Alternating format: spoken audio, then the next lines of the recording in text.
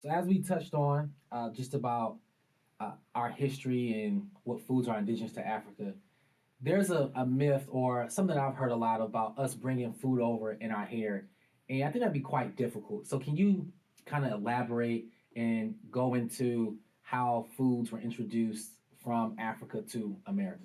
Yeah, so that's one of the most persistent myths that's out there. But if you think about it, under most circumstances, people who were enslaved in Africa were kidnapped. Hmm. So unless you're walking around with seeds in your hair, these people did not know where they were going. Hmm. So the idea that somebody had seeds in their hair, it just really does not hold up to historical scrutiny. Most of the food that was introduced from West Africa were either done by the enslaved or the enslavers. A Mm. lot of food was introduced by the enslavers because they wanted to keep these people in bondage alive long Mm. enough to get work out of them. In the early years of the slave trade, the enslaved were fed really rotten European food, and the mortality rates skyrocketed. Mm. And so they pivoted and they said, okay, we got to figure out how to keep these people alive. So the one way to do that was to get familiar foods. So we start seeing slave ships provisioned with tropical yams. You start seeing like things like Hoppin' John served on these boats, and the idea was that it was familiar food to the enslaved. And then on the other side of the Americas, they gave people seeds to either cultivate Mhm. commodity crops or to garden on their own. All right, that's interesting. So when you're talking about gardening on their own, and just to give like people like a context, so people are taken from Africa, they're taken to the Caribbean, then they're brought to the South or Hmm. transported in various ways, Yeah. or South America. So we're talking about the South here in America. What type of traditions would you see like on a plantation? Like sometimes you hear that, oh, there were people who were we were getting scraps. But if you're talking about introducing seeds, we can grow gardens. What is like the food system like on a plantation? Yeah, so let's first break down the slave regime. So Hmm. we have to understand that the large plantations, like Tara Plantation Hmm. on Gone with the Wind, that was only 40% of slavery, okay?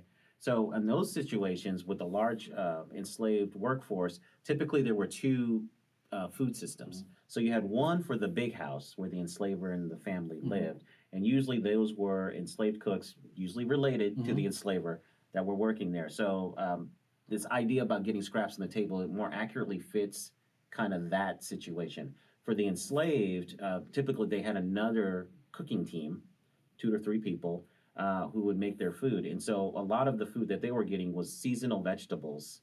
Maybe there was a little meat to season the vegetables, Hmm. but seasonal vegetables and water.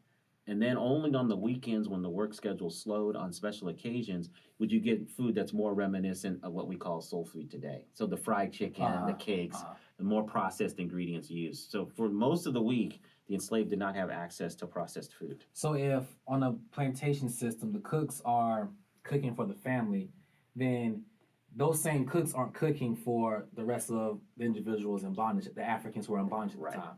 So Yeah, because logistically, it just couldn't happen because they had to do all of this stuff to make. And then usually the people cooking in the big house were also had double duties to maintain the household and other stuff like that. So there was a lot of work they're doing. And then even the cooks for the field hands, right? The enslaved people working out there, they often had multiple duties as well. So the one pot meal structure fit because you could prepare all the food, put it on a slow fire, go do other things that you had to do, and then revisit it every once in a time, make sure everything's all right, and then pour it. And a lot of times when on these large plantations, when the enslaved were fed, they were fed out of troughs. So all of oh, that food was just poured into a trough, and people had to eat with their hands or with a clamshell or something because they couldn't have a utensil because that was a potential weapon.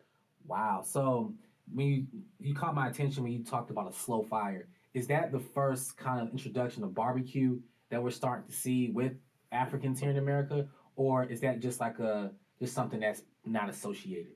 It's not associated with barbecue. Okay. Barbecue is something different. I think barbecue is Native American in origin, Okay. but it gets fused with African and European grilling traditions to become something different than what Native Americans were primarily doing. But yeah, the slow fire was just kind of a West African cooking signature. A lot of one Hmm. pot meals with vegetables and meat mixed together. And again, the meat was usually to season the vegetables. Very vegetable dominant cuisine.